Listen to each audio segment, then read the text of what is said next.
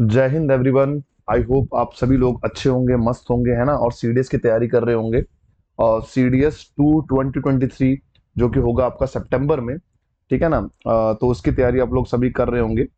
तो मैं उसके ऊपर थोड़ा डिस्कस करने वाला था कि कैसे कैसे क्वेश्चन सीडीएस मैथ्स में आ रहे हैं, ट्रेंड कैसा है, किस तरह से आपको स्ट्रेटजी बनानी है, किस तरह से आपको तैयारी करनी है, ताकि जो सीडीएस 2023 का एग्जाम है आपका बहुत ही स्मूथली और बहुत ही अच्छे तरीके से आपका हो जाए, और you will be able to clear the exam as well.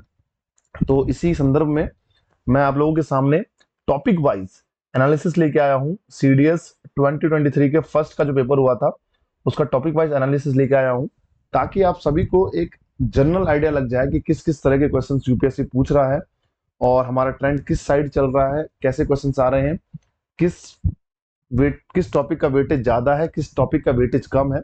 सो इन सब चीजों को मैं आपको बताऊंगा, और शॉर्ट्स पे भी मैंने वीडियो बना के डाली हुई है, you can check them as well. But ये जो वीडियो है ये प्रॉपर स्ट्रेटजी की तरह काम करेगी आपके, ठीक है ना। किस किस सब्जेक्ट को पढ़ना है आपको, अभी किस किस टॉपिक को मैथ्स में पकड़ के चलना है आपको, ताकि आपको मैथ्स में ओवरऑल अच्छा परफॉर्मेंस हो सके, ठीक है ना। टाइम भी काफी कम बचा हुआ है, यू नो। मई तो चला ही गया, जून जुलाई अगस्त 3 मंथ्स आर लेफ्ट ऑन, ठीक है ना। चलिए, तो शुरू करते हैं। अब देखिए ध्यान से, मैंने यहाँ पे जो आपके सामने है, यहाँ पे ब्रेकअप बना रखा है 2021 के सेकंड से लेकर 2023 के फर्स्ट तक। मैं यहाँ पे सिर्फ आपको 2023 का फर्स्ट यहाँ पे डिस्कस करूंगा। बाकी आप चेक कर सकते हो कि सीडीएस में जो यूपीएससी का जो पैटर्न है वो किस तरीके का है, ठीक है।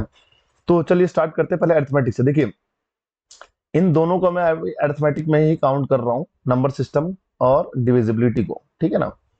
कई लोग इसको अलग ही रखते हैं नंबर सिस्टम को, ठीक है। तो मैं इसको यहीं पे काउंट कर रहा हूँ। तो चलो आगे बढ़ते हैं। तो सबसे पहले नंबर सिस्टम का वेटेज अच्छा खासा है इसमें। नंबर सिस्टम के आपके लगभग 17 क्वेश्चन देख सकते हो आप सभी लोग।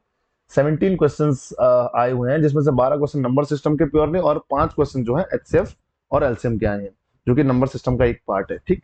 और 4 क्वेश्चन डिविजिबिलिटी पे आए हैं, ठीक है ना, कि इसको डिवाइड करके रिमाइंडर कितना होगा, ये सब, ठीक है ना। तो डिविजिबिलिटी पे 4 क्वेश्चन आए हैं। तो अगर आप यहाँ पे देखो, नंबर सिस्टम प्लस आपका डिविजिबिलिटी को मिलाकर, इन दोनों को मिलाकर ही 21 क्वेश्चन पूछ लिए गए हैं। तो 21% सिर्फ नंबर सिस्टम और डिविजिबिलिटी पे बेस सवाल आए थे, ठीक। उसके बाद अगर मैं आपको दिखाऊं यहाँ पे, कि लॉग का एक सवाल पूछा गया था, मिक्सचर से कोई सवाल नहीं आया था इस बार, टाइम स्पीड एंड डिस्टेंस से मात्र 2 सवाल पूछे गए थे, टाइम एंड वर्क से 4 सवाल पूछे गए थे, और परसेंटेज से 1 सवाल, एसआईसीआई से 2 क्वेश्चन पूछे गए थे, प्रॉफिट एनालिसिस से कुछ नहीं पूछा गया था, रेशियो प्रोपोर्शन से 2, और एवरेज और क्लॉक क्लॉक से इस बार कुछ नहीं पूछा गया था, सिर्फ एवरेज का एक सवाल था।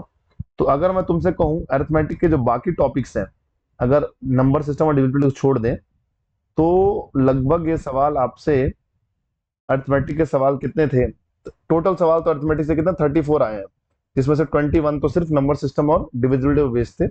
बाकी के जो 13 क्वेश्चन है, मात्र 13 क्वेश्चन देख लीजिए।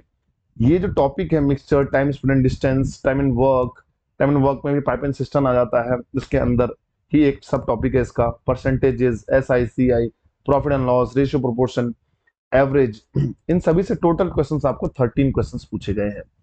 तो आई होप आपको समझ में आ रहा होगा, ठीक है। चलिए आगे चलते हैं सेकंड पोर्शन की तरफ, डेट इज अलजेब्रा। तो ध्यान से देखिए, अलजेब्रा में लगभग, अलजेब्रा का अच्छा खासा वेटेज होता है, 20 से 25%, 30% भी कभी कभी पूछ लेता है। तो यहाँ पे 19 क्वेश्चन आपसे आए हैं, क्वेश्चन, ठीक है, 19 क्वेश्चन आपसे पूछे गए हैं। उसमें सिंपल ऑपरेशन के जो क्वेश्चन है वो 9 क्वेश्चन है, सिंपल ऑपरेशन, ठीक है ना। सिंपल ऑपरेशन में क्या क्या आता है भाई, ये समझ लो जरा। जैसे for example x plus one by x की वैल्यू दी है कुछ, ठीक है ना, के, आपसे पूछ लिया x minus one by x की वैल्यू बताओ। तो इस तरीके के सवाल सिंपल ऑपरेशंस में आते हैं, जिसमें सिंपल ऑपरेशन को यूज करके on polynomials you can solve the question, ठीक है। उसके बाद फैक्टर रिमाइंडर थ्योरम पे बेस्ड सवाल 2 आए हैं। इस बार एचसीएफ एलसीएम नहीं आया था पॉलिनोमियल्स का। अलजेब्रा में बेसिकली एचसीएफ एलसीएम आता है पॉलिनोमियल्स का, ठीक है ना। तो for example x square minus y square और एक्स प्लस वाई का एचसीएफ बताओ क्या होगा, इस तरीके के सवाल आते हैं, या एचसीएफ बताओ क्या होगा, ठीक है, एचसीएफ या एलसीएम। बाकी क्वाड्रेटिक तो भाई हमेशा से फेवरेट रहा है यूपीएससी का। तो 4 सवाल पूछे गए हैं इसमें से। पहले का ट्रेंड दे सकते हो आप, 3 यहाँ, 5 यहाँ, 6 यहाँ पूछे गए हैं। लीनियर इक्वेशन से फिलहाल इसमें से कोई क्वेश्चन नहीं पूछा गया था। हाँ, कुछ क्वेश्चन पूछे गए थे, बट उसको हमने नंबर सिस्टम में ही काउंट कर लिया, क्योंकि नंबर सिस्टम का भी वो पार्ट बनते थे, तो इसलिए I counted them in number system. ठीक है। सीक्वेंस एंड सीरीज से कोई सवाल नहीं पूछा गया, इंडाइसेस से कोई सवाल नहीं पूछे गए थे, सेट थ्योरी से 2 सवाल पूछे गए थे, और मिसलेनियस में सवाल मैंने रखे हैं 2 सवाल यहाँ पे। ठीक है, जो इन सब में लाई नहीं करते थे। ध्यान से समझिएगा। ठीक है। तो 19 क्वेश्चंस अलजेब्रा से पूछे गए हैं, अच्छा खासा वेटेज है। ये वेटेज बढ़कर 25 भी हो जाता है, कभी कभी 30 भी हो जाता है। तो you should be very very careful about algebra. Clear. इसके बाद हम चलते हैं अगले पार्ट की तरफ, डेट इज ट्रिग्नोमेट्री। ट्रिग्नोमेट्री तो भैया ये मान के चलो, इसको स्टार लगा दो, 4 स्टार लगा दिए भैया मैंने, 4 स्टार लगा दिए ट्रिग्नोमेट्री में। Trigonometry is one of the most important part of CDS exam, और ये एनडीए का भी एक one of the favourite topic है यूपीएससी का। ठीक है ना। तो इस साल अभी इसमें से 10 क्वेश्चन पूछे गए थे। इसके पिछले साल में देख सकते हो आप, पिछले ईयर में जो सेकंड पेपर हुआ था 2022 का, उसमें 15 क्वेश्चन पूछे गए थे। तो 10 question is a major part. ठीक है ना। और मैं तुम्हें बता दूंगा कि कम टाइम में ज्यादा नंबर वाला टॉपिक है ये। कम टाइम बट ज्यादा नंबर, ज्यादा मार्क्स। क्लियर। तो ये हो गया ट्रिग्नोमेट्री। उसके बाद आगे चलो, आगे चलते हैं ज्योमेट्री पे। भैया ज्योमेट्री का भी अच्छे खासा वेटेज, लगभग मान के चलो 20% वेटेज इसका रहता है। ठीक है, कुछ थोड़ा बहुत आगे पीछे होता रहता है। इस बार लाइन एंड एंगल से कोई सवाल नहीं पूछा गया था, as as similar to that of previous year. और ट्राइंगल से इस बार आपसे 7 सवाल पूछे गए थे। ठीक है, इससे पिछले साल में 11 सवाल पूछे गए थे 2022 के सेकंड वाले में। तो 7 question were asked from triangles. Quadrilateral और पॉलिनोमियल से सिर्फ इस बार एक सवाल पूछा गया था। ये घटता बढ़ता रहता है, डोंट वरी, बट आपको पढ़ना पूरा है ना। क्वाड्रिलेटर, पॉलीगन, इस बार पॉलीगन से नहीं पूछा गया था कुछ भी। ठीक है, पिछली बार 1-2 क्वेश्चन पूछ ले गए थे पॉलीगन पॉलीगन से। और सर्कल, सर्कल से इस बार भैया 9 क्वेश्चन पूछे गए हैं, जबकि पिछले साल 4 क्वेश्चन पूछे गए। तो टोटल कुल मिला के 17 question were asked from geometry part. Clear है भाई। ज्योमेट्री पार्ट भले 17 क्वेश्चन पूछे गए हैं, बट 2D में भी इनका काफी यूज होता है, 2D प्लस 3D में इनका यूज होता है।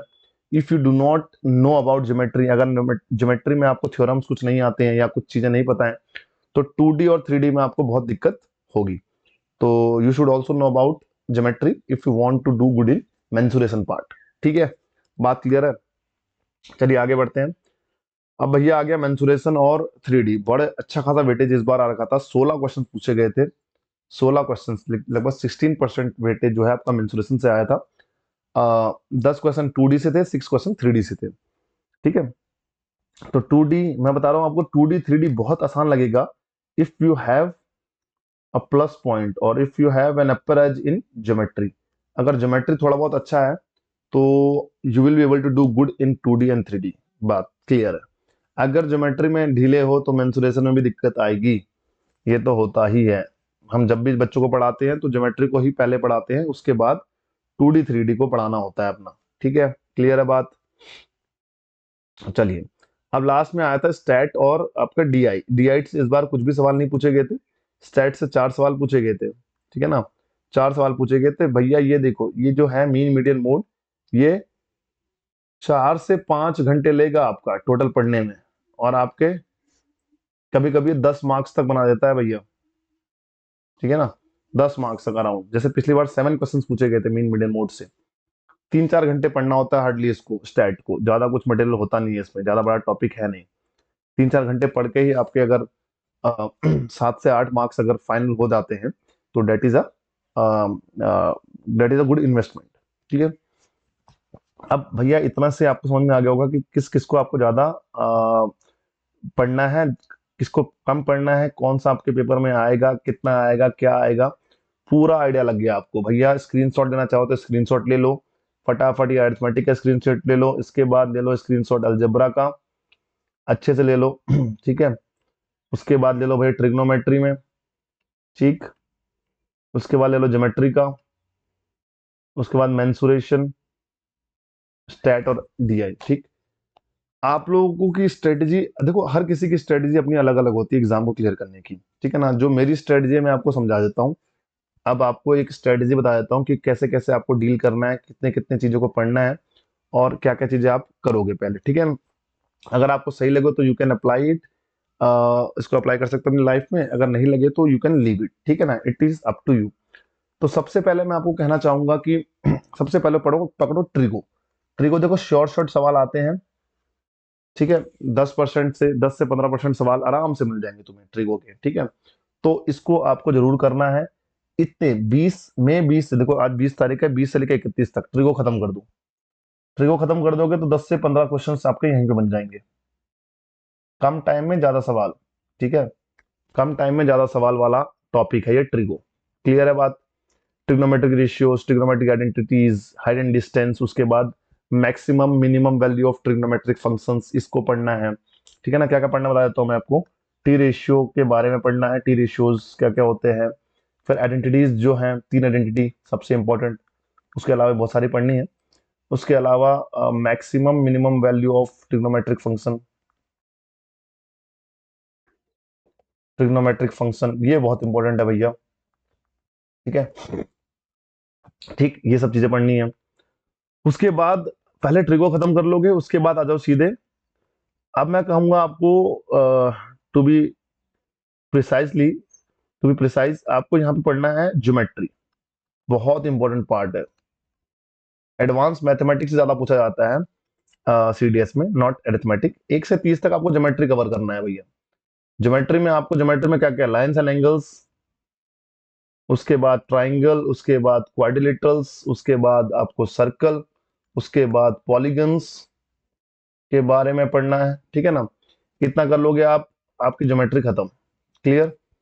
अब बहुत बड़ा टॉपिक है ज्योमेट्री, थोड़ा टाइम टेकिंग है इसमें, ज्योमेट्री बहुत ही बड़ा है, ठीक है। अगर आप इतना कर लेते हो तो 20 क्वेश्चंस, 20 to 25 क्वेश्चंस आपके यहाँ से बन जाएंगे। क्लियर। अभी बताऊंगा आपको बुक भी कौन सी ट्राई करनी है, कौन सी बुक से लगाने हैं क्वेश्चंस करने हैं, कैसे कैसे आपको डील करना है क्वेश्चन के साथ, कौन से क्वेश्चंस आपको लगाने हैं, प्रीवियस ईयर क्वेश्चंस करने हैं या किसी और बुक से करने हैं, ठीक है। उसके बाद आ जाओ, अब आ जाओ तुम जुलाई 1 से लेकर 31। देखो, मंथ वाइज बता रहा हूँ मैं। मई में आपको ये करना है ट्रिगो, जून में आपको ज्योमेट्री करना है, और जुलाई में आपको करना है क्या, देखो 2D 3D दोनों खत्म करेंगे यहाँ पे हम। अब तुम डिवाइड कर लो जैसे डिवाइड करना चाहते हो। 15 डेज इसको 2D को दे दो, और 16 डेज दे दो किसको, 3D को। आराम से कंप्लीट हो जाएगा ये, ठीक है। तो 16 से लेके 20 तक सवाल इससे बन जाएंगे तुम्हारे, ठीक। 16 से लेकर 20 तक इसके सवाल बन जाएंगे आराम से। उसके बाद आता है आपका अगस्त। अब भैया देखो, अगस्त में आपको क्या करना है, क्या क्या हो गया, ट्रिगो हो गया, ज्योमेट्री हो गया, 2D 3D हो गया, ठीक। अब आ जाओ सीधे किस पे, अलजबरा पे। अलजबरा आपको करना है, लेट से 10 दिन आपको अलजबरा के लिए बहुत होते हैं भैया। 10 दिन आपके सामने बहुत होते हैं अलजबरा के लिए, ठीक। 10 दिन बहुत होते हैं अलजबरा के लिए। उसके बाद क्या क्या बचा आपका, ट्रिगो हो गया, ज्योमेट्री हो गया, मेजर पार्ट, हाँ। उसके बाद नंबर सिस्टम, भैया नंबर सिस्टम तो बहुत जरूरी है। नंबर सिस्टम जो है आपका, वो 10 दिन आप इसमें लोगे, पूरे 10 दिन आप इसमें लो आराम से, आराम से मजे से। 10 दिन इसमें लो, 10 दिन इसमें लो। अलजबरा के सवाल भैया 20 सवाल यहाँ बन गए, ठीक है। पूरे सवाल ना भी हो, 15 सवाल तो बनेंगे आपसे, ठीक है ना। तो 20 का मतलब ये नहीं है कि 20 के 20 करके आ जाओगे आप। 20 का मतलब ये है कि 20 क्वेश्चन तक आपके पकड़ बन चुकी है, उसमें से 10 से 15 सवाल बन जाएंगे आपके। नंबर सिस्टम में भी सेम है भैया, 15 से 16 सवाल, 15 से 16 सवाल हमेशा पूछता ही पूछता है। 15 से 16 सवाल यहाँ बन गए, ठीक है। कुछ समझ में आ रहा होगा आपको, हल्का फुल्का आइडिया लग रहा होगा, है ना। बचे लास्ट के 10 दिन अभी, अगस्त का भी 20 दिन हुए हैं। तो इसमें मैं कहूंगा आपको अरिथमेटिक पढ़ लो, अरिथमेटिक पढ़ लो लास्ट के 10 दिन, लास्ट के 10 या 11 दिन जो भी है अरिथमेटिक पढ़ लो, अरिथमेटिक, ठीक है। अरिथमेटिक पढ़ लो। उसके बाद तुम्हारा मैं कहूंगा सितंबर का जो है, सितंबर मंथ, प्लस इसमें आपका अरिथमेटिक तो पढ़ेगा ही पढ़ेगा, स्टैट पढ़ लो। स्टैट बड़ा ही छोटा टॉपिक है, ये खत्म हो जाएगा, ठीक। तो वही उनका 20 क्वेश्चन लगभग तुम्हारे यहाँ से बन जाएंगे। लास्ट में आपका सितंबर के जो 3 4 दिन बचेंगे, उसमें रिवीजन करना है आपको। देखो, मैं ये नहीं कह रहा हूँ सिर्फ 3 या 4 दिन रिवीजन करना है, ठीक है ना, ऐसा तो हो नहीं सकता कि 3 4 दिन में सब रिवाइज कर लोगे आप। आपको हल्का फुल्का रिवाइज बीच बीच में करना पड़ेगा। फॉर एग्जाम्पल, जब आप जून में ज्योमेट्री पढ़ रहे होंगे तो आपको ट्रिगो भी मतलब वीकेंड्स पे तो पढ़ना ही पड़ेगा कम से कम, ताकि आप भूलो ना। सबसे बड़ी दिक्कत होती है एस्पिरेंट्स को, वो भूल जाते हैं चीजों को। जब ज्योमेट्री स्टार्ट करेंगे तो भूल जाएंगे ट्रिगो का, जब ट्रिगो स्टार्ट करेंगे तो भूल जाएंगे 2D 3D का, जब 2D 3D स्टार्ट करेंगे ज्योमेट्री भूल जाएंगे, अलजेब्रा स्टार्ट करेंगे तो ट्रिगो भूल जाएंगे। तो रिवीजन आपको वीकेंड्स पे तो करना ही करना है, सभी वीकेंड्स पे रिवीजन करना है। प्लस उसके बाद जो ये 3 4 दिन बचेंगे उसमें जम के रिवीजन करना है, ठीक है ना। लास्ट दिन को छोड़ देना, ठीक है ना, except last day. Except last day पे कुछ नहीं करना भैया। उसके बाद भी डिस्कस करूंगा मैं कि आपको प्रिपरेशन जो है, जो आपने की है, इम्प्लीमेंट कैसे करना है उसको, एग्जाम एंग्जाइटी, एग्जाम प्रेशर, उस पर कैसे कंट्रोल करना है, ठीक है ना। और बाकी कोई आपके पास कुछ क्वायरीज होंगी या कोई दिक्कत होगी, या if you want to know something, तो please let me know, comment section में जरूर लिख दीजिएगा कि भैया हमें ये चीजें बता दो, थोड़ा सा समझा दो इसके बारे में, ठीक है, तो मैं आपको बता दूंगा। बट मेरे पास तो सिर्फ कहने के लिए सिर्फ इतना ही था। आपको लग चुका होगा कि अरिथमेटिक को लीस्ट प्रेफरेंस देनी है आपको, क्योंकि बहुत टाइम टेकिंग हो जाएगा अगर आप पढ़ोगे। Time in work, time student distance, अगर सभी को आप अच्छे से पढ़ोगे तो it will take a lot of time of yours, जबकि क्वेश्चंस, नंबर ऑफ क्वेश्चंस वहां से कम पूछे जाएंगे, ठीक है ना। आई होप आपको चीजें क्लियर हो रही होंगी, ठीक। परसेंटेज इतना लंबा टॉपिक है, देखो परसेंटेज या टाइम स्पेंड इन डिस्टेंस को देख लो, वो ट्रिगो के बराबर टाइम ले लेंगे, बट क्वेश्चन सिर्फ वहां से 1 या 2 आएगा, और ट्रिगो में आपके 10 से 15 सवाल आएंगे। तो choice is yours, what do you want to do. अभी अरिथमेटिक, सभी लोग अरिथमेटिक के पढ़ाते रहते हैं। देखो सीडीएस की तैयारी में जो टीचर्स लोग क्या करते हैं, वो अरिथमेटिक पढ़ाते रहते हैं 2 3 महीने तक। अरिथमेटिक चल रही भैया, 2 3 मंथ तक अरिथमेटिक चली, उसके बाद you don't have time to study all these things. भैया 2 3 मंथ तुमने लगा दिए 20% सिलेबस के लिए। सपोज अरिथमेटिक तुमने पढ़ा 2 3 महीने, और वो 20% सिलेबस है, और आपका जो एडवांस मैथमेटिक्स है उसको तुमने 2 मंथ दिया, that is 80% of your syllabus. So how come you clear the exam, how can you clear the exam, you will not able to clear the exam. 2 3 month में सिर्फ 20% और 2 मंथ में 80% हो सकता है कहीं से भी? No, not at all. 2 month में 80% नहीं हो सकता है। फायदा ये रहेगा कि 4 मंथ, इससे बढ़िया तुम अगर ये करो कि 4 मंथ दे दो 80% वाले को, और 2 मंथ दे दो, 1 मंथ दे दो 20% वाले सब्जेक्ट को, जो 20% आ रहा है। तो ये तो फेयर वैल्यू होगी ना भैया। 80% है, 20 20% हर मंथ आप दे रहे हो। तो 1 मंथ वाले को जो है, जो अरिथमेटिक है, उसको आपको सिर्फ 1 मंथ देना है। और 4 मंथ, मतलब मैं रफली बता रहा हूँ आपको, अगली बार की तैयारी के लिए भी, इस बार तो वैसे टाइम कम है। ओवरऑल बता रहा हूँ मैं, लोग क्या करते हैं कि 2 3 महीने सिर्फ अरिथमेटिक चलता है, फिर 1 महीने या 2 महीने में एडवांस मैथमेटिक्स खत्म कर देते हैं, और बच्चों को समझ नहीं आता क्या हो क्या गया हमारे साथ। और यूपीएससी तो ऐसे ऐसे सवाल पूछ लेता है एडवांस से कि बच्चों को हवा तक नहीं लगती सवाल क्या है, आंसर कैसे निकलेगा, ठीक है, पेपर में। सो आई होप आपको समझ में आ रही होंगी चीजें। यही पैटर्न, डिट्टो पैटर्न मैंने अपने स्टूडेंट्स को पढ़ाया था, और उनको हेल्प भी किया, बहुत अच्छा खासा उनको हेल्प किया इन चीजों ने। मैंने उनको अरिथमेटिक बिल्कुल इग्नोर ही किया था, बिल्कुल इग्नोर कर दिया था, and they were able to do good in advance mathematics. Geometry में, अलजेब्रा में, 2D 3D में वो अच्छा करके आए, और they were able to clear the exam, ठीक। तो बस मैं तो ये तुम्हें समझा रहा हूँ। बाकी आपका इंग्लिश पे भी काम करना है, जीके पे भी काम करना है, उसकी डिस्कस हम बाद में करेंगे, बट फिलहाल इतना समझ लो, ये मेरी मैथ्स की स्ट्रेटजी रहेगी आप लोगों के लिए। क्लियर है बात? चलिए, कुछ भी क्वेरीज होगी, कुछ भी दिक्कत होगी, you can ask me in the comment section, ठीक है। I will be surely available for you guys, ठीक है। जैसा भी होता है तुम बताओ मुझे, और तैयारी करते रहो यार, सच में निकाल लोगे एग्जाम, इतना डिफिकल्ट नहीं है। बट यही है कि सही स्ट्रेटजी बनानी है, ठीक है।